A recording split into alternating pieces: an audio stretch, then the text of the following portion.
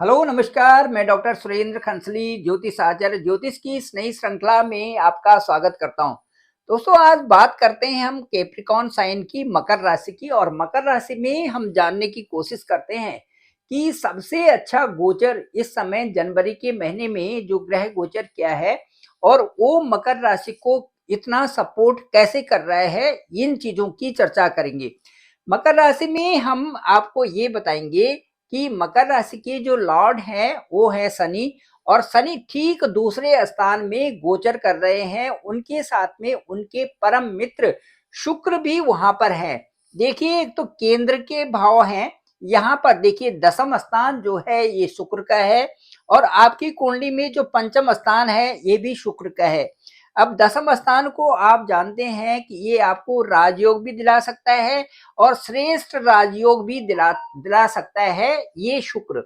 इसी प्रकार से यहाँ पर जो है ये भी शुक्र का ये भी घर है। और यहाँ पर संतान का, यहाँ पर विद्या का, यहाँ पर हायर एजुकेशन का, ये सारी चीजों का घर ये है।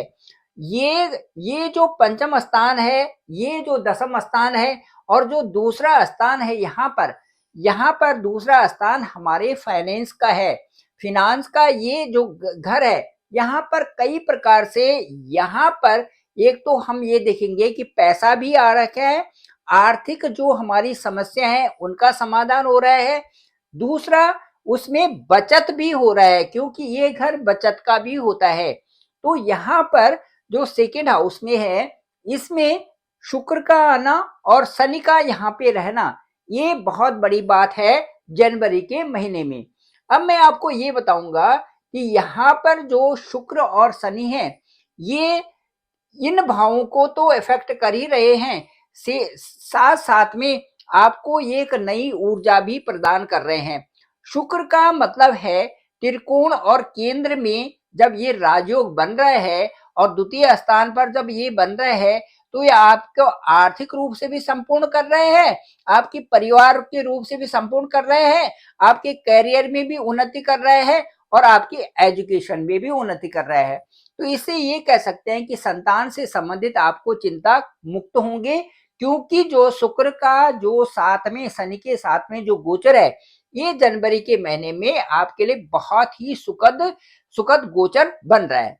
दूसरा, इसके साथ साथ में जो ये केंद्र केंद्र के भाव होते हैं, ये केंद्र का भाव है, ये भी केंद्र का भाव है, ये भी केंद्र का भाव है।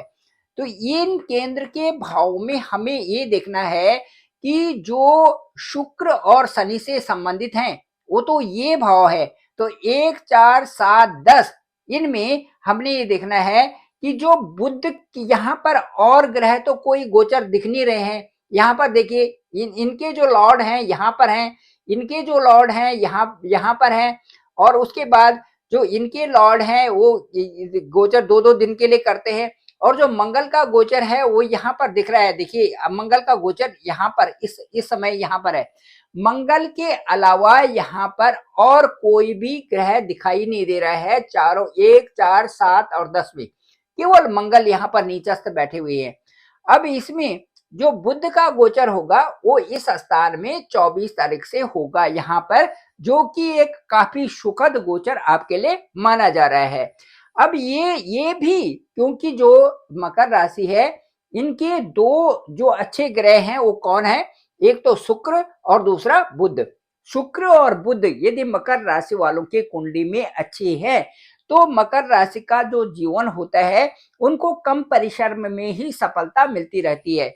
यदि आपकी कुंडली में शुक्र उच्च का है, यदि आपकी कुंडली में जो बुध उच्च का है, यदि आपकी कुंडली में शनि उच्च के हैं, तो आप ये समझिए कि मकर राशि वालों को समय आने से पहले ही सफलता की सूचना मिल जाती है। साथ साथ में उनके जीवन में यदि भाग्य अच्छा है, भाग्यम फलति सर्वदा, तो उनको अच्छे भाग्य से अच्छे करियर की प्राप्ति होती है। दूसरा, यदि उनके जीवन में यदि यहाँ पर शिक्षा अच्छी है, तो शिक्षा के माध्यम से भाग्य, और भाग्य के माध्यम से करियर, और करियर के माध्यम से उनको धन लाभ की प्राप्ति होती है। इस तरह से कह सकते हैं कि मकर राशि के लिए जो बेहद खूबसूरत ग्रह है वो शुक्र है, शनि है और बुध है। इन ग्रहों का मजबूत होना मकर राशि के लिए एक बड़ी बात होती है आपकी होरोस्कोप में। इसके साथ साथ में मैं ये कहूंगा कि जो ये दसम भाव है, ये बड़ा इंपॉर्टेंट रोल अदा करता है। वहां पर अदा करता है जहां पर कि आपका कैरियर है। कैरियर की शुरुआत और कैरियर के लिए आपको एक तो अच्छी एजुकेशन चाहिए और उसके बाद आपका अच्छा भाग्य चाहिए। भाग्य का जो अंक है वो 6 अंक है और वहां पर केतु विद्यमान है। धार्मिक प्रवृत्ति आपकी इस समय है, आप प्रयत्नशील इस समय हैं, तो ये सारी चीजें आपके साथ में है। स्पिरिचुअलिटी आपने मेंटेन कर रखी है और रिलीजियस आप बने हुए हैं। हायर स्टडी की तरफ आपका ध्यान इस समय चल रहा है। आप कंपटीशन के फील्ड में बहुत अच्छा इस समय कार्य कर रहे हैं। जो भी कंपटीशन एग्जाम दे रहे हैं वहां पर आपका बहुत अच्छा कार्य चल रहा है। जो यहाँ पर मंगल है ये भी 21 जून के बाद इधर जाएंगे। कंपटीशन के लिए विद्यार्थियों के लिए बहुत अच्छा होगा। कई प्रकार से विदेशों संबंधी भी यहाँ से अच्छे आपके लिए जो विदेश संबंधी जो आपके कार्य करने जा रहे हैं या जो विदेशों से इनकम होने जा रही है उसमें भी बढ़ोतरी होने के पूरे चांसेस हैं। जो यहाँ पर मैंने कहा था कि यहाँ पर शुक्र हैं और यहाँ भी शुक्र हैं। पंचम स्थान जो है वो भी शुक्र का है और जो दसम स्थान वो भी शुक्र का है। यदि इस स्थिति में जो नया कार्य शुरू कर रहे हैं या जो कार्य करेंगे और शुक्र का स्थान यहाँ पर शुक्र अभी यहाँ गोचर कर रहे हैं, शुक्र यहाँ फिर इधर गोचर करेंगे, इधर गोचर करेंगे, ये सारा जो शुक्र का गोचर होगा वो बेहद महत्वपूर्ण आपके लिए समझा जाएगा। इस स्थिति में यदि आप सफेद चीजों से संबंधित या फिर फैशन डिजाइनिंग से संबंधित या फिर कंप्यूटर से संबंधित या फिर इलेक्ट्रॉनिक से संबंधित या फिर जो आपका आभूषण से संबंधित या ऐसे इंस्टीट्यूट जहां पर की आप जो फीमेल से संबंधित जो विद्यालय है वो खोलें, यदि इसमें डांस की क्लासेस हो, संगीत की क्लासेस हो, तो इनसे संबंधित या फिर उन चीजों का जो कि इत्र से संबंधित है, सुगंध से संबंधित है, ये जो दोनों हाउसेस हैं, बुध भी और यहाँ पर शुक्र भी, ये इन फील्ड में आपको बहुत आगे ले जाएगा। या फिर टीचिंग से संबंधित या फिर जो शनि यहाँ पर है और शुक्र के साथ में है तो लोहे से संबंधित और जो आपका एक्सपोर्ट इंपोर्ट से संबंधित यदि ये कार्य आप करते हैं तो इन कार्यों में आपको अच्छी सफलता मिलने वाली है ठीक इस जनवरी के महीने में। कुल मिलाकर कहना होगा कि थोड़ा मंगल पर आपको यहाँ पर ध्यान देना पड़ेगा। मंगल आपके सप्तम भाव में है। थोड़ा यहाँ पर क्या होता है, सप्तम स्थिति वैवाहिक स्थिति भी होती है और हमारे पार्टनर की भी होती है।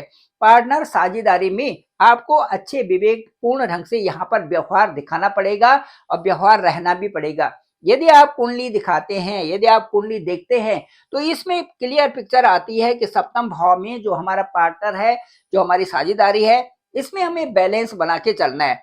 दूसरा, इस स्थान पर जो वैवाहिक स्थान भी होता है, इस समय विवाह की जो चर्चाएं हैं वो नहीं है और इसके बाद यहाँ पर 21 जनवरी के बाद यहाँ पर जाएंगे तो यहाँ पर ये रोग ऋण और शत्रु का घर है। तो यहाँ थोड़ा मंगल के वहां पर जाने से ये चीजें, जैसे ये बुध का घर है, स्किन से संबंधित, एलर्जी से संबंधित, ये चीजें हल्की फुल्की यहाँ से हो सकती हैं।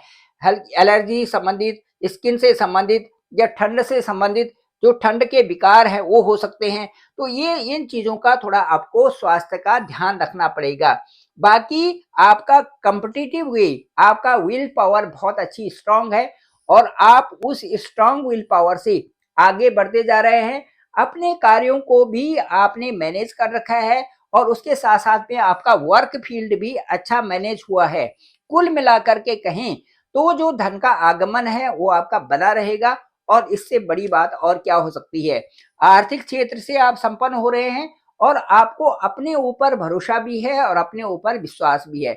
ये सबसे अच्छी बात मकर राशि के लिए इस समय होगी। चलिए, बहुत बहुत धन्यवाद आप सभी लोगों का और मुझे लगता है ये ब्लॉग आपको पसंद आया होगा। आप जरूर से लाइक करें, शेयर करें, सब्सक्राइब करें और सभी लोगों तक भेजें ताकि इसकी जानकारी सब लोगों तक हो सके। डिस्क्रिप्शन पे मेरा नंबर है 9868 280191। आप डायरेक्ट मुझे कॉल भी कर सकते हैं। आपकी कुंडली हॉरोस्कोप देखेंगे। आप मंगल के उपाय जरूर करें, अभी आप शनि के उपाय जरूर करें, शनि के उपाय भी जरूर करें, शुक्र के उपाय भी जरूर करें। और उसके साथ साथ में आप ये देखें कि जो आप ग्रह पूजन करते हैं, वो जब आपका जन्म दिवस आता है, जन्मदिन आता है, उस दिन जरूर ग्रहों की पूजन करना चाहिए। उससे ग्रह शांति भी होती है और मन को अच्छा भी लगता है। ये बहुत अच्छा है। अब उन ग्रहों की भी जरूर करनी चाहिए जो कि आपके लिए अच्छे हैं, वो और अच्छे हो जाएंगे। वो देखा ये गया है कि केवल लोग उन्हीं की करते हैं। भाई मंगल आपका ठीक नहीं चल रहा है, भाई शनि आपका ठीक नहीं चल रहा है, तो कहेंगे भाई इन्हीं की पूजा कर लो, ग्रह पूजन करा लो, इन दोनों की ही जप करवा लो। जब पूर्ण विधिवत रूप से और जो आपका भाग्य भी बढ़ा रहा है, उनकी भी जप करनी चाहिए। उससे जो है शांति भी मिलती है और आगे जानने की प्रेरणा भी मिलती है।